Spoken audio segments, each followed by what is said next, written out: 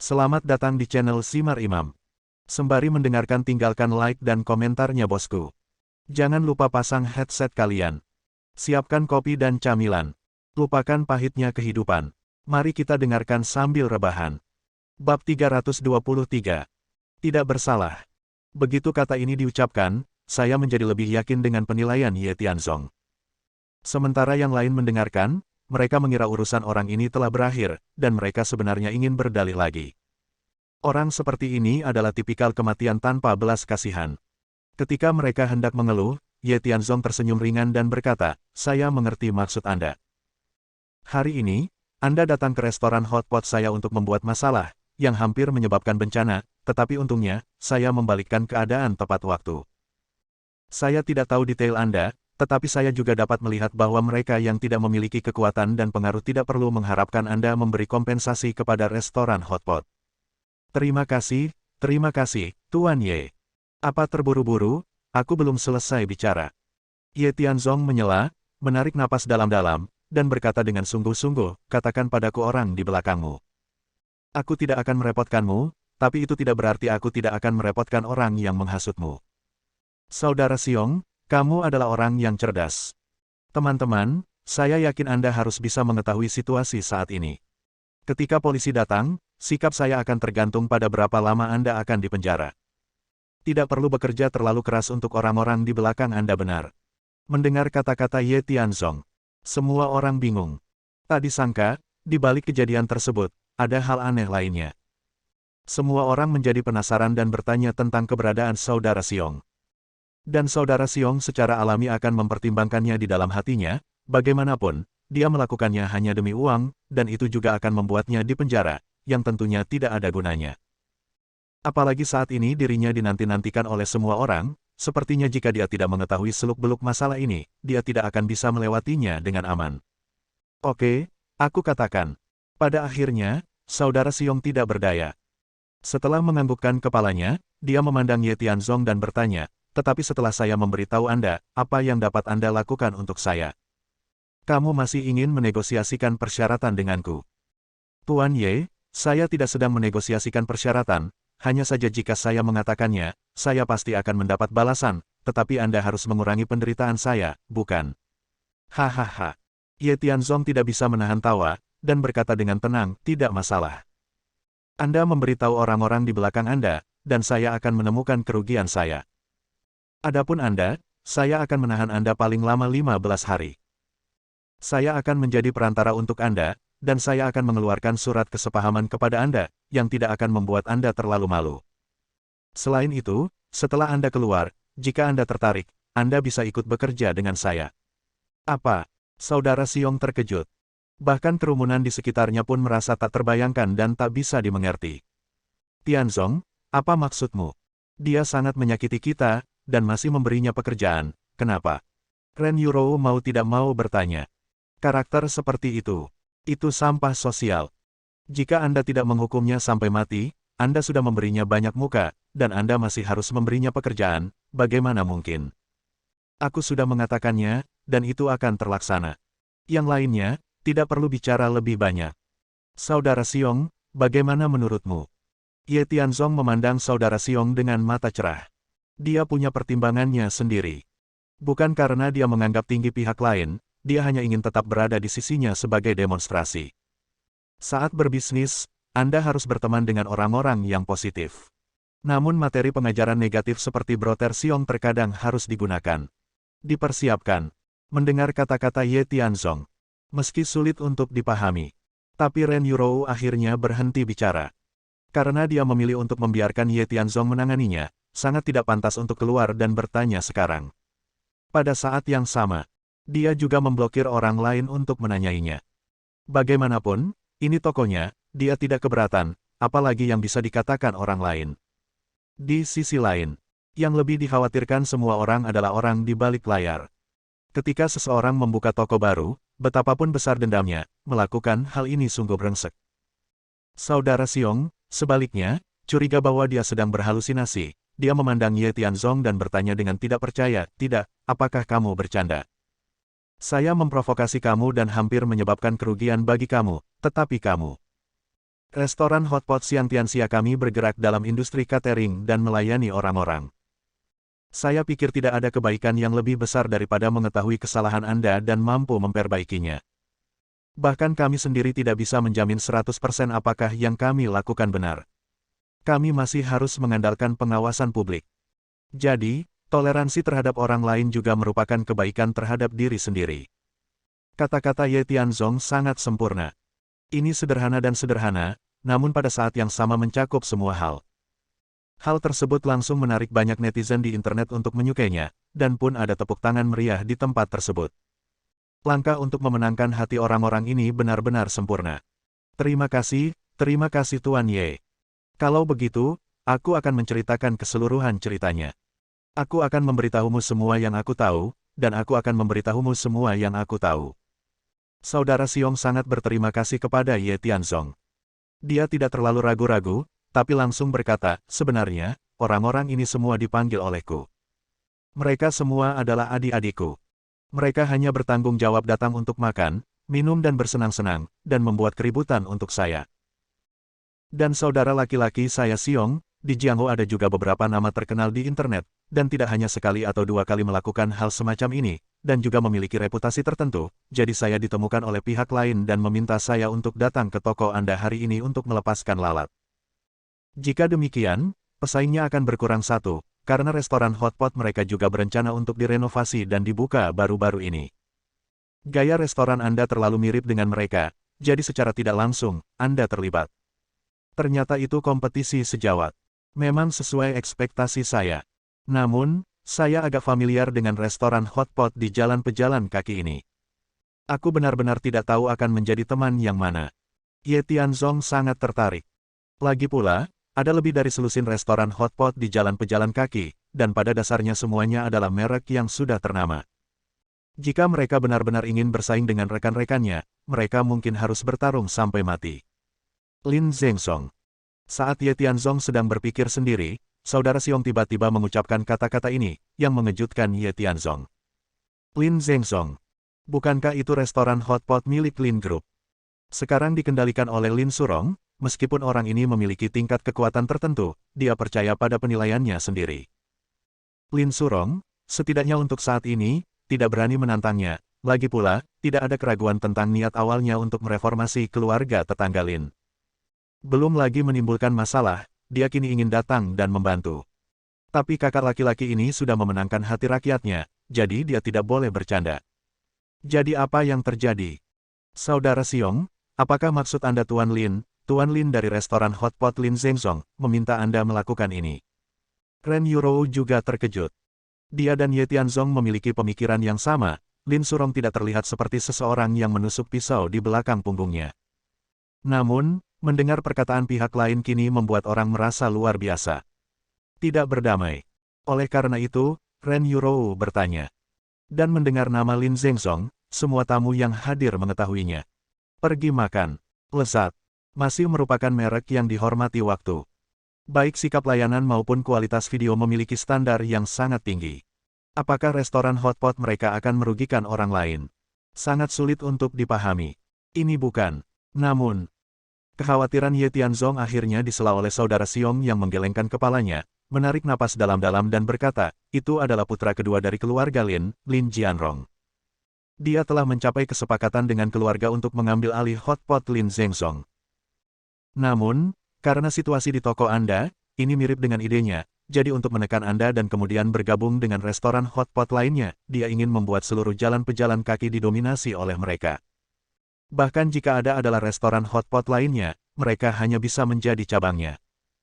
Aku main-main denganmu hari ini, lain kali, kami akan terus membuka restoran Hotpot lainnya hingga pada akhirnya tidak ada lagi restoran Hotpot. Lin Jianrong. Ye Tianzong tersenyum pahit. Dia tidak tahu apakah dia harus senang atau sedih. Ia mengetahui bahwa keluarga Lin memiliki dua orang putra tertua Lin Surong, yang baik terhadap orang lain. Putra kedua, Lin Jianrong, lebih radikal, tetapi karena dia impulsif dan memiliki temperamen buruk, dia tidak direncanakan menjadi ahli waris. Tetapi sekarang, menurut saudara Xiong, ini karena Lin Jianrong tidak disukai di Lin keluarga, jadi biarkan orang lain mengambil alih. Saya belum pernah melihat Lin Jianrong. Namun dilihat dari perkataan saudara Xiong, orang ini bukanlah burung yang baik. Oke, selain itu, apakah ada hal lain yang belum kamu katakan? Orang di belakangku dan niatnya telah diberitahukan kepadamu. Jika ada yang kurang, dia juga menekankan satu hal. Kudengar pemilik restoran hotpot Siang Tianxia, Ren Yurou, dikenal sebagai bunga linceng. Dia juga ingin mencicipi rasanya. Katakan padaku untuk memberimu kesempatan lagi setelah menutup pintu hari ini, selama. Cukup. Berhenti bicara. Tidak tahan. Ren Yurou adalah istrinya, bunga linceng yang memang diidam-idamkan banyak pria. Tapi biasanya saya tidak mengatakannya dengan jelas, jadi lupakan saja, tapi sekarang, saya berani melakukannya secara terbuka. Di mana Lin Jianrong sekarang? Ye Tianzong bertanya dengan dingin. Sebelum saudara Xiong dapat berbicara, Ren Yurou datang dan berbisik, Tianzong, jangan terlalu bersemangat. Sekarang kamu sudah tahu siapa dia, ada baiknya buka restoran hotpot dulu. Bagaimana menurutmu? Ren Yurou tersipu. Sungguh memalukan baginya untuk diberitahu hal ini di depan umum. Tapi dia tidak terbawa suasana dan tetap tenang. Kemarahan Ye Tianzong hampir tidak mereda. Memang, banyak sekali orang di sini, tidak pantas untuk marah secara langsung. Terlepas dari status Lin Surong saat ini dalam keluarga Lin, singkatnya, Lin Jianrong ini tidak dapat mengambil alih. Bagaimanapun, saya sudah membuat janji untuk membawa Lin Surong ke grup Zongheng besok untuk menemui Lin Changhui, lalu kita akan membicarakannya saat itu. Jika dia tidak mendapat dukungan dari keluarganya, biarkan dia membantu. Bagaimanapun, Lin Jianrong bajingan ini harus dipaksa membayar harganya. Segera, polisi tiba. Setelah menjelaskan situasinya, saudara Xiong dan yang lainnya dibawa pergi. Sebelum pergi, dia secara khusus mengingatkan Ye Tianzong untuk tidak melupakan janjinya sebelumnya. Saat dia keluar, bergaullah dengan Ye Tianzong.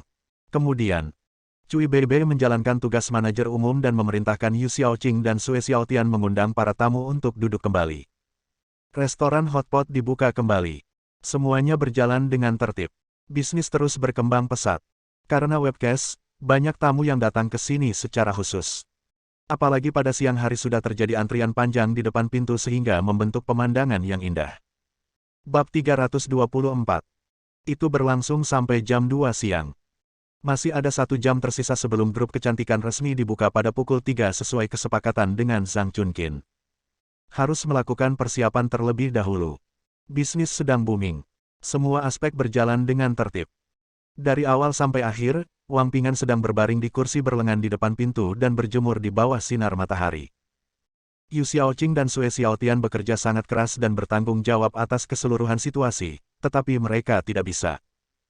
Namun di bidangnya masing-masing, apalagi dengan diselingi Cui Beibe di tengah, mereka tampak terorganisir dengan baik dan sama sekali tidak bingung.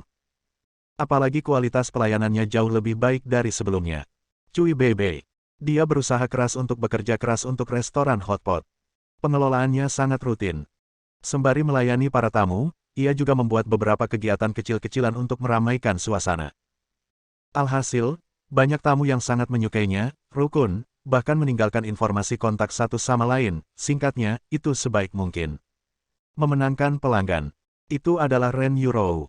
Dia tidak menikmati dirinya sendiri. Sebagai atasan, Anda membiarkan bawahan Anda melakukan sesuatu, namun dia harus bertanggung jawab atas perencanaan. Dari awal sampai akhir. Ia selalu memegang kertas dan pulpen, merekam ke segala arah, sesekali bermeditasi, sesekali tertawa, dan tampak tenggelam dalam dunianya sendiri. Lihat ini. Ye Tianzong sangat tertarik. Saya bangun tanpa sadar dan ingin pergi.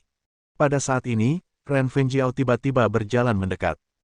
Saat semua orang sibuk, jarang sekali dia benar-benar berperan sebagai pekerja sementara, membantu mengantarkan dan mengambil makanan, dia terlihat memperlakukan dirinya sendiri sebagai anggota keluarga.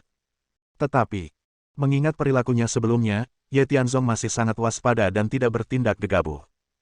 Dia melihat pihak lain mendekat dan berkata sambil tersenyum, Ren Fengjiao. Bagaimana cara berbicara? Terlepas dari apakah kamu telah meninggalkan keluarga Ren atau tidak, Yurou adalah keponakanku, jadi kamu juga harus memanggilku bibi kedua. Kamu tahu, kita adalah keluarga, dan yang lebih tua dan junior masih harus patuh. Bagaimana menurutmu?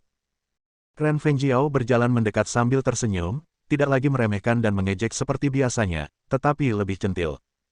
Ye Tianzong sedikit mengangguk. Lagi pula, Dia mengulurkan tangannya agar tidak memukul orang yang tersenyum itu dan berkata, "Oke, bibi kedua.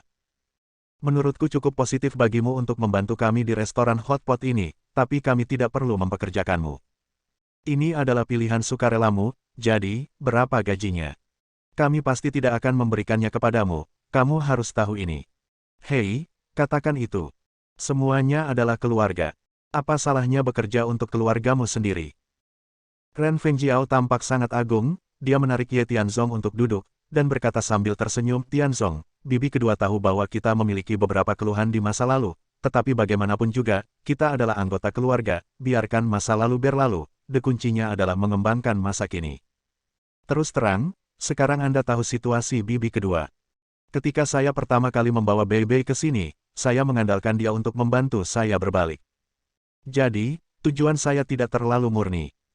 Tapi hari ini kamu sedang menghadapi masalah di restoran hotpot setelah itu, sungguh, bibi kedua, aku sepenuhnya yakin olehmu, aku mencarimu sekarang, sebenarnya.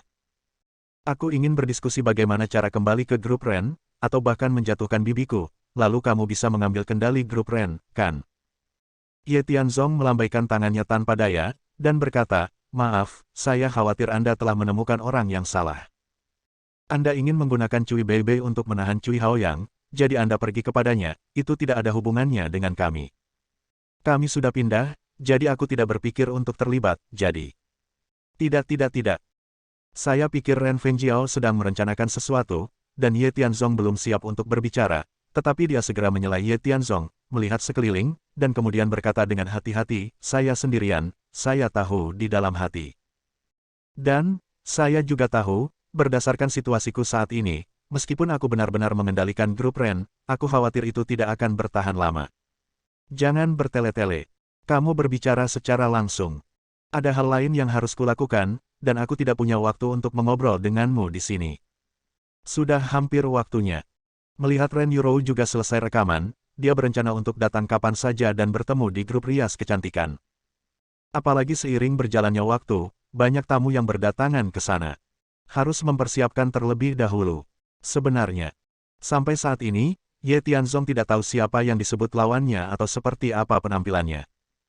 Tidak peduli seberapa banyak dia bertanya kemarin, Zhang Chunqin tidak mau mengatakan lebih banyak.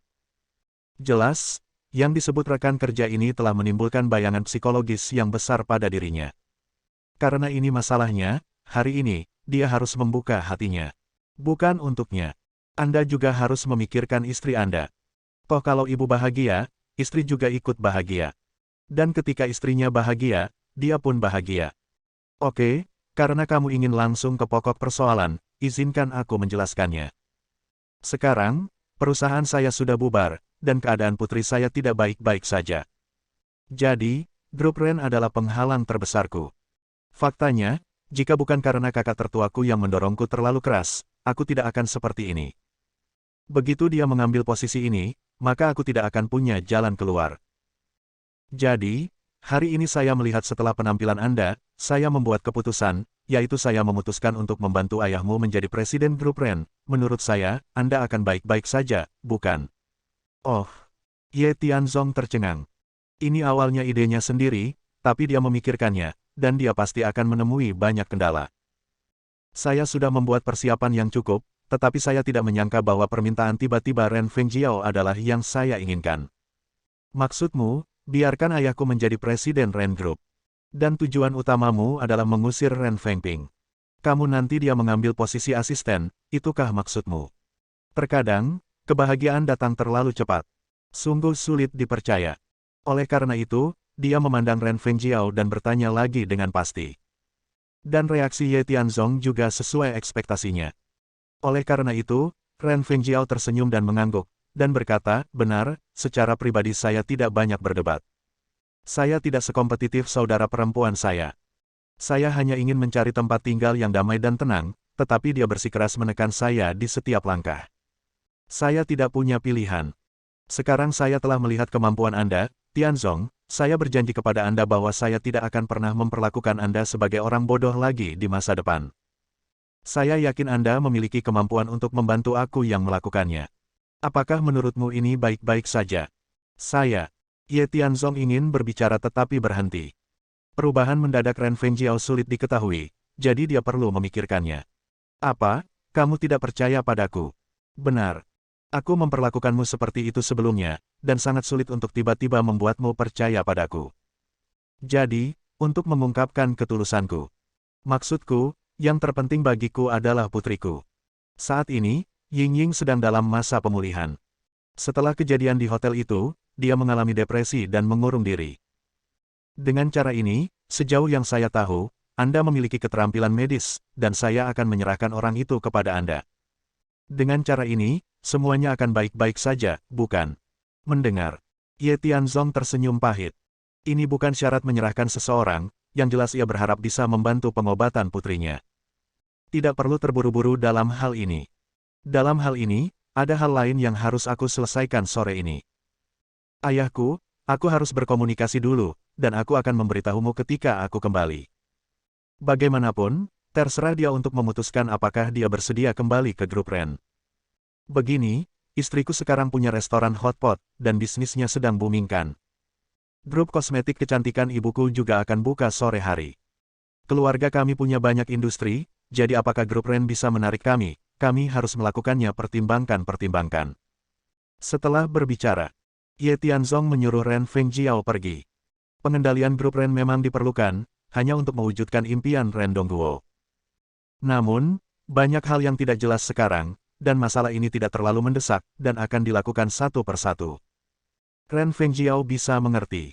Tapi dia juga sangat cemas sekarang. Melihat Ye Tianzong masih ragu-ragu, Ren Fengjiao tiba-tiba menoleh dan mengingatkan, meskipun grup Ren hanyalah perusahaan kelas 2, mereka memiliki perasaan terhadap Dongguo, dan ada cerita di dalamnya. Bisa menjabat sebagai presiden, dia pasti akan lebih bahagia dari siapapun. Anda bisa bertanya kepadanya tentang detailnya. Setelah berbicara, Ren Fengjiao juga khawatir hal itu akan mempengaruhi pikiran Ye Tianzong. Jika dia benar-benar melepaskannya, hidupnya akan sulit di masa depan. Perasaan Ye Tianzong tercengang. Tak disangka, ada cerita khusus di balik kejadian tersebut. Awalnya, dia khawatir apakah Ren Dongguo akan menerima lamarannya. Tapi sekarang setelah mendengar kata-kata Ren Fengjiao, sepertinya masalah ini perlu dipercepat. Saya perlu berbicara dengannya sendirian nanti untuk mengetahui apa yang dia pikirkan. Tianzong. Tepat ketika Ye Tianzong sedang berpikir keras, Ren Yuro datang dengan ekspresi yang sangat santai di wajahnya.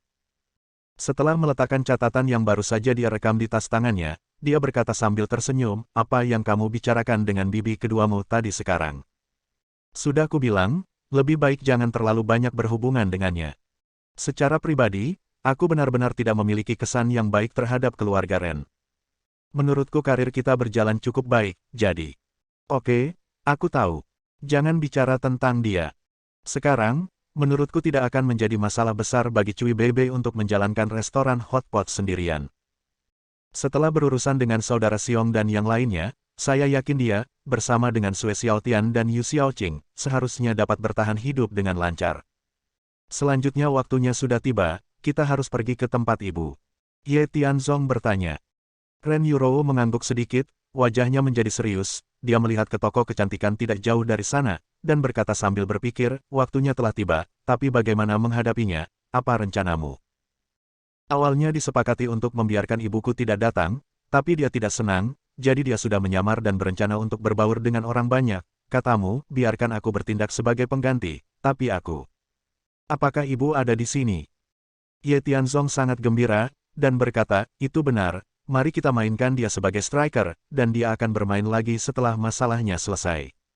Kamu membuatnya mudah. Jangan bilang itu ibu, meskipun itu aku khawatir lawan akan menghalangi. Dengar, sekarang para staf sudah berada di tempatnya satu demi satu, dan mereka menempatkan segala macam barang untuk jamuan makan. Segera, setelah para tamu datang, aku khawatir lawan akan mempermalukanku dengan mempermalukan ibuku setelah mengetahui hal itu. Adalah aku. Dengan cara ini, ibuku masih.